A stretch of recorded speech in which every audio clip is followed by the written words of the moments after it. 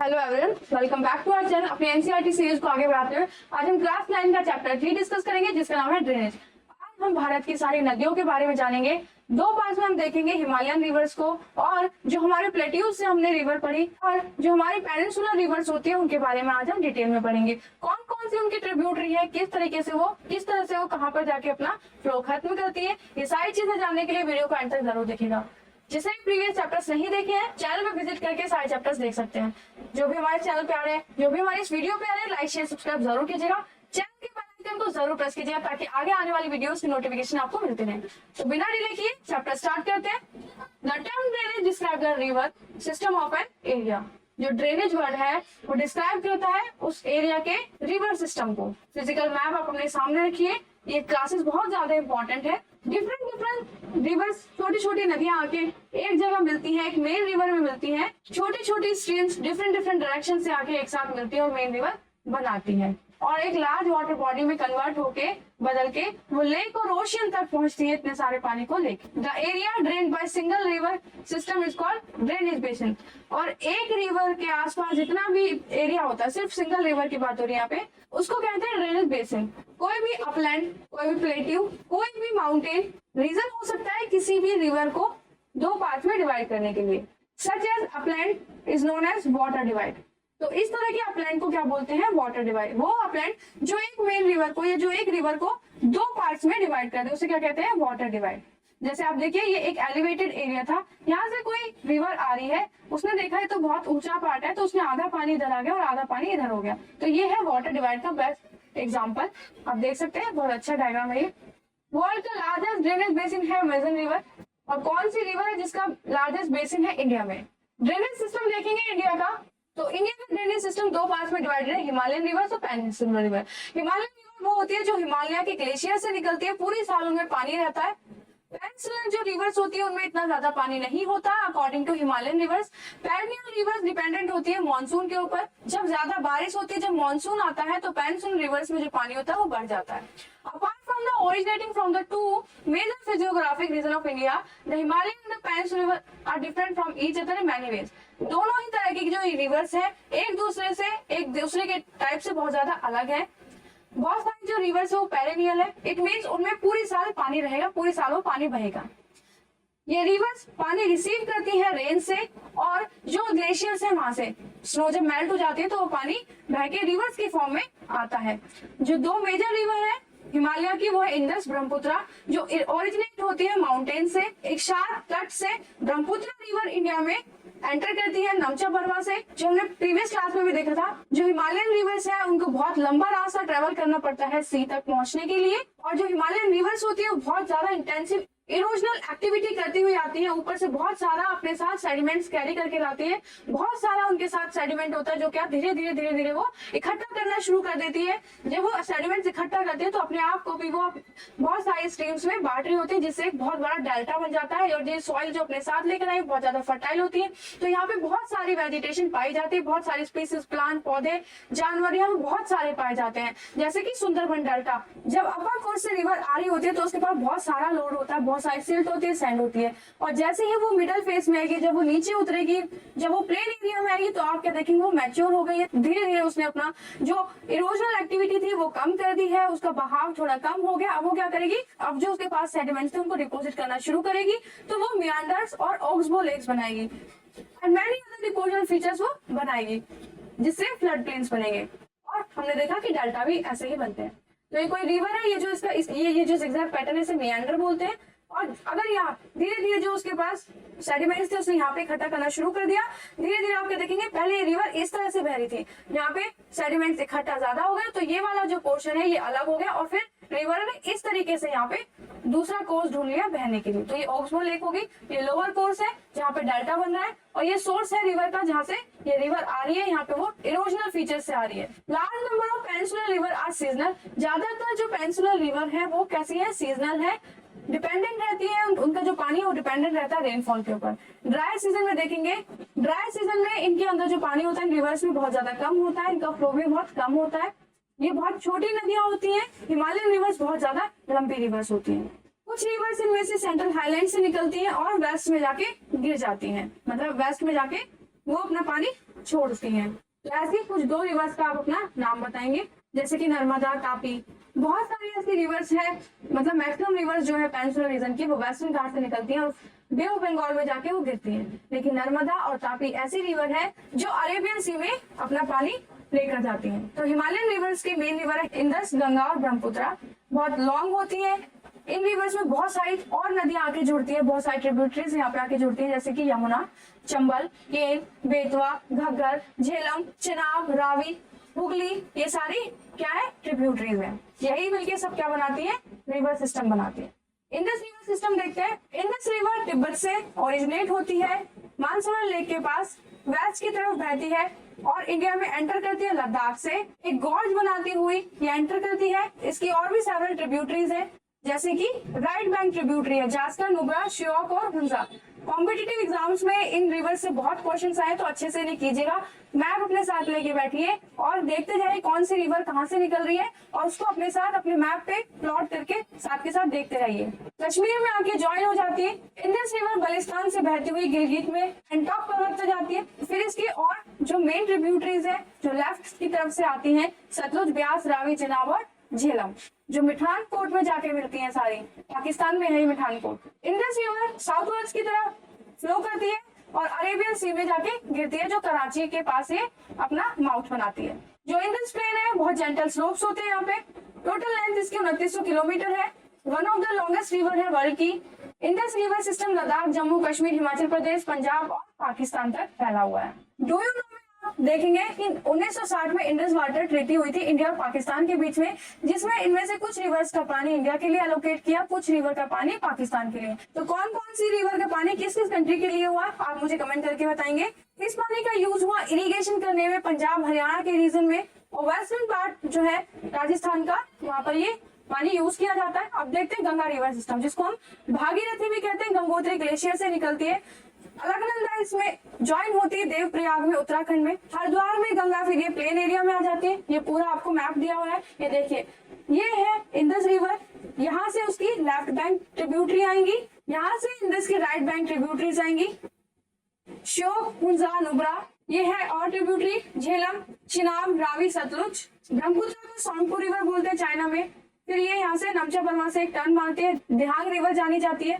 Namcha Burma से ये turn मारती है इंडिया में एंटर करने के लिए, दिहांग और लोहित रिवर के रूप में ये इंडिया में आती है। फिर ये ब्रह्मपुत्र बनती है जब ये दोनों रिवर यहाँ पे ज्वाइन हो जाती है। ये है गंगा रिवर सिस्टम, ये गंगा की लेफ्ट बैंक ट्रिब्यूटरी और ये है राइट बैंक, जैसे कि शारदा, घग्गर, गंडक, कोसी। राइट बैंक होंगी सोन, यमुना। यमुना की और ट्रिब्यूटरीज देखते हैं, चंबल, बेतवा, केन, ये सारी यमुना की ट्रिब्यूटरीज है। नर्मदा रिवर, तापी रिवर, जो कहाँ अपना माउथ बनाएंगे? अरेबियन सी में। ये बांध है, कुछ डैम्स के नाम है जो रिवर्स के ऊपर बनाए, जैसे गोविंद बल्लभ, राणा प्रताप सागर, गांधी सागर, सांभर सॉल्ट लेक। यहाँ पर महानदी रिवर, जहाँ पे चिल्का लेक मिलती है, Kolleru lake, Pulicat lake, Godavari river, Krishna river, Kaveri river. तो ये बड़ी बड़ी रिवर्स है पेनिनसुलर रीजन की। आगे रीड करते हैं, Ganga is joined by many tributaries from the Himalayas. Himalaya से बहुत सारी ट्रिब्यूटरीज आके गंगा के साथ जुड़ती हैं, जैसे कि यमुना, घाघर, गंडक, कोशी। यमुना रिवर यमुनोत्री ग्लेशियर से निकलती है, हिमालय से गंगा की पैरेलल चलती है।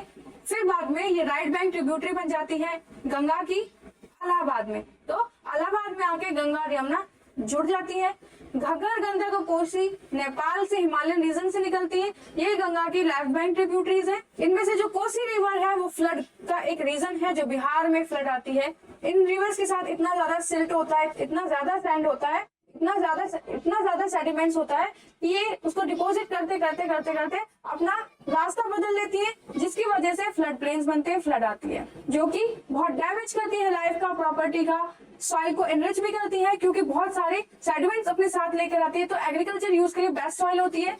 मेन ट्रिब्यूटरी है चंबल, बेतवा और सोन यमुना रिवर की।